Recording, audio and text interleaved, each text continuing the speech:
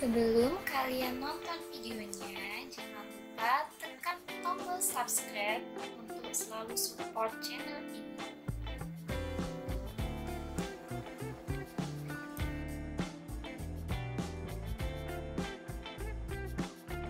Kita masuk ke bab suhu dan kalor. Nah, oke, kita jadi belajar dua hal nih setidaknya ya. Pertama, kita belajar tentang konsep suhu, kedua tentang kalor. Ya, kalau suhu ya ini udah biasa lah ya, udah sering banget dipakai untuk menentukan ya suatu benda itu panas atau dingin, ya dingin atau panas. Nah, biasanya suhu ini dinyatakan dalam derajat tertentu. Misalkan kalau di Indonesia biasanya pakai derajat apa? Derajat Celcius ya. Oke. Jadi suhu itu adalah suatu besaran fisika yang digunakan untuk apa? Menunjukkan keadaan dingin atau panas gitu prinsipnya. Oke. Kalau satuan internasional ya, satuan suhu untuk satuan internasionalnya apa? Ini kan ada Celcius, ada derajat Fahrenheit, derajat Reaumur. Nah, satuan internasionalnya pakai Kelvin. Ya. Nah, oke. Kalau suhu udah biasa lah ya. Nah, kalau kalor gimana kalor? Nah, kalor ini mungkin agak jarang disebut di kehidupan sehari-hari ya. Lebih sering suhu jelas. Kalor ini konsepnya sederhana aja. Dia tuh sebenarnya bisa dianggap sebagai apa? Energi panas. Ya. Atau bahasa Inggrisnya heat. Nah, by the way, tentang konsep ada yang namanya konsep energi, yaitu adalah kalor. Jadi kalau kalor itu satuan internasionalnya apa? Ya, joule, sama dengan energi, satuannya joule. Gitu ya. Nah, sekarang apa hubungan antara suhu dan kalor? Oke, di subbab yang kedua kita bakalan belajar detail tentang hubungan kalor dengan suhu ya. Tapi untuk sementara kira-kira gini deh. Kalau kita punya 2 kg air yang tadinya suhunya 27 derajat Celcius ya, kemudian mau kita naikin suhunya menjadi berapa misalnya? Jadi 63 derajat Celcius. Nah, untuk menaikkan suhu ini membutuhkan kalor ya. Jadi untuk naikin ini kan dipanasin tuh. Dipanasin berarti ada apa? Ada energi panas. Nah, energi panas itulah kalor. Gitu. Jadi salah satu fungsi kalor itu adalah untuk menaikkan suhu, salah satunya ya. Cuma itu aja, ada lagi yang lain. Nah, yaudah. Jadi di bab ini kita bakal belajar tentang suhu dan kalor. Ada 3 jenis perpindahan kalor. Yang pertama itu adalah konduksi. Yang kedua namanya konveksi. Yang ketiga itu namanya radiasi. Oke, langsung aja. Perpindahan kalor yang pertama yaitu konduksi. Gimana coba prinsipnya? Contoh nih, misalkan kita punya suatu batang ya, batang logam, misalkan besi. Kalau besi ini dipanaskan di suatu ujungnya ya, dipanaskan ujungnya misalkan pakai lilin, gambar apinya dulu. Oke, di sini dipanaskan ya.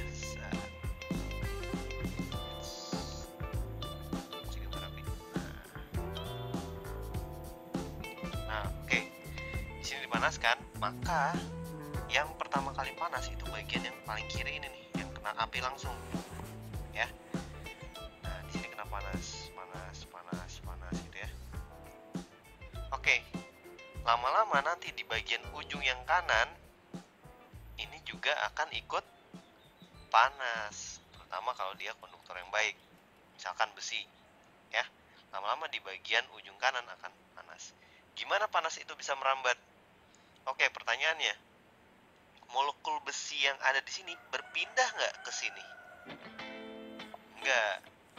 Pada konduksi, ya, pada konduksi molekulnya nggak pindah, dia diam aja di sini. Jadi sebenarnya molekul di sini bergetar. Kalau panas dia getarannya kencang, gitu ya. Semakin panas getarannya makin kencang. Karena dia bergetar kencang, dia menggetarkan molekul sebelahnya. Nah, ketika molekul sebelahnya bergetar kencang gitu, dia juga jadi panas ya. Karena sebenarnya intinya suhu itu naik karena ada getaran dari molekul. Terus juga ketika energi kinetik dari molekul ini naik, ya suhunya naik. Ya, ini juga dia sampai lagi terus gitu. Ya, saling tabrak menabrak dia molekul sampai akhirnya menabrak molekul yang di sini, sehingga di sini besar getarannya sama nih ya, kecepatan pergetarannya sama dengan yang di sini. Jadi itu prinsip dari konduksi. Sekarang kita masuk ke konveksi ya. Konveksi ini biasanya terjadi pada fluida. Fluida itu artinya bisa zat cair, bisa gas. Kalau konduksi itu biasanya terjadi pada apa? Pada zat padat ya kalau konduksi. Oke, kalau konveksi itu pada zat cair atau gas. Contohnya yang paling gampang itu contoh ketika kita memanaskan air. Gitu ya. Ini misalkan apinya di bawah. Gini kira-kira. Oke. Nah, kalau apinya ini digunakan untuk memanaskan air seperti ini, kira-kira yang panas duluan yang mana? Yang bawah atau yang atas? Ya jelas yang bawah duluan ya, yang panas. Di sini panas. Sementara molekul-molekul yang di atas itu masih agak dingin. Nah, apa yang terjadi sehingga panasnya ini tertransfer? Apa prinsipnya perpindahan dengan cara konveksi? Gini, coba kita bandingin massa jenis air di atas dengan massa jenis air di bawah. Oke, misalkan dia memiliki massa yang sama ya. Nah, bagaimana dengan volumenya? Kalau dia, ingat nih konsepnya, kalau dia dipanaskan, dia akan memuai.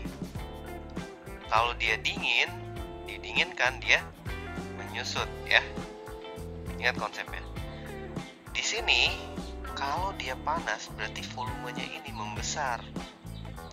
Sementara ini volumenya relatif lebih kecil. Karena di sini volumenya membesar, berarti massa jenisnya kecil. Sementara yang ini massa jenisnya besar. Ya. Akibatnya P1 itu lebih besar daripada P itu. Rho 1 lebih besar daripada Rho 2. Nih. Apa efeknya kalau Rho 1 itu lebih besar?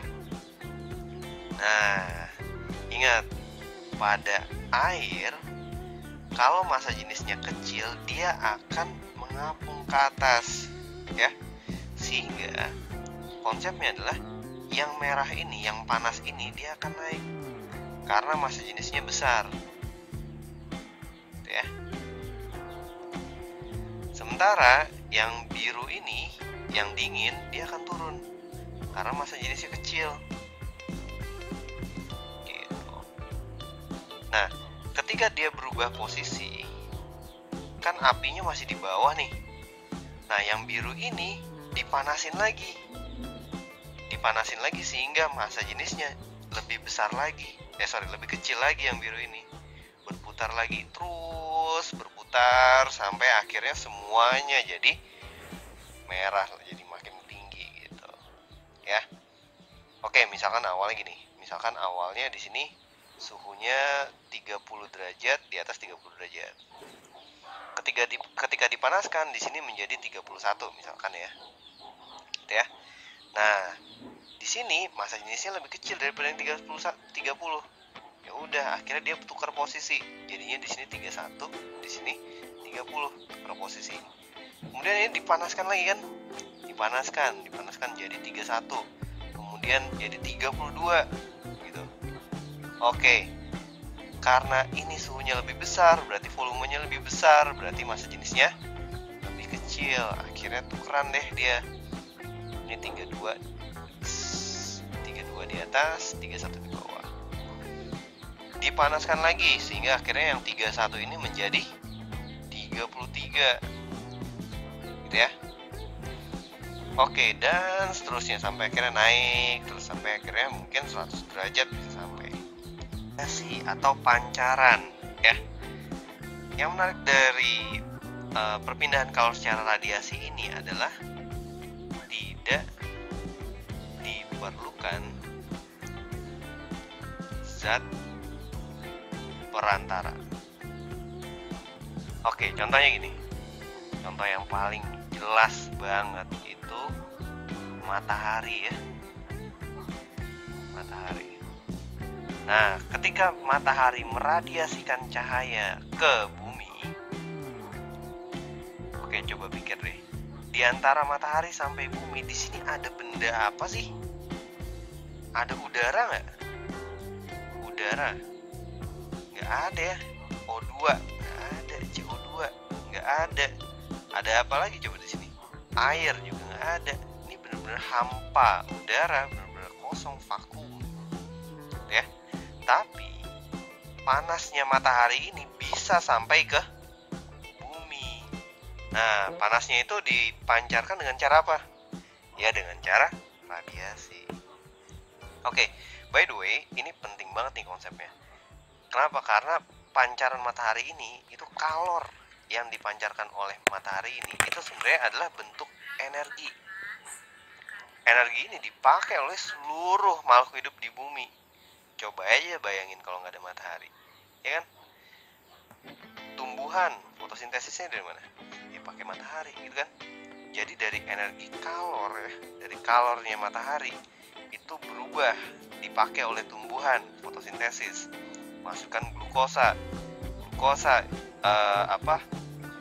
Ini sisa glukosa itu dipakai sendiri buat tumbuhan. Kemudian sisanya ada buah, gitu ya.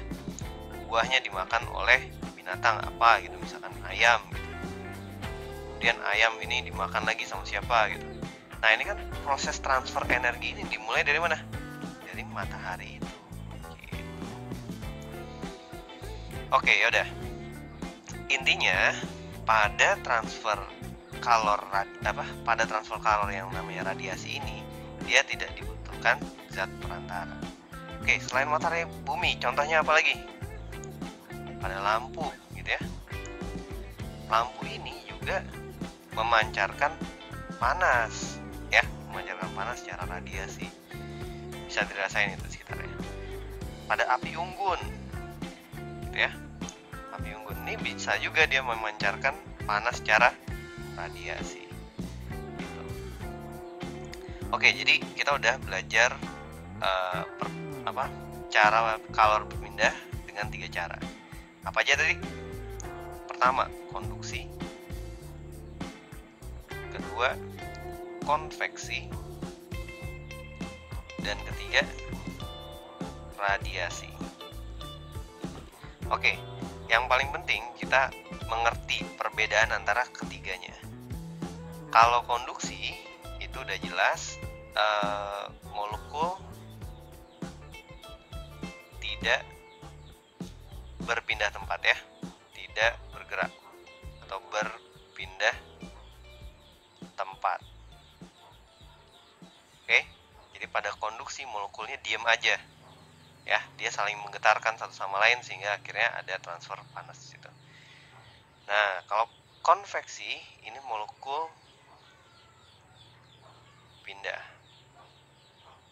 Berpindahnya biasanya karena gravitasi itu, ya, yang massa jenisnya besar itu akhirnya turun, yang massa jenisnya kecil akhirnya naik, dipanasin lagi berubah posisinya dan seterusnya. Jadi memanfaatkan konsep gravitasi dan pemuaian pada zat. Oke, kalau radiasi konsepnya apa?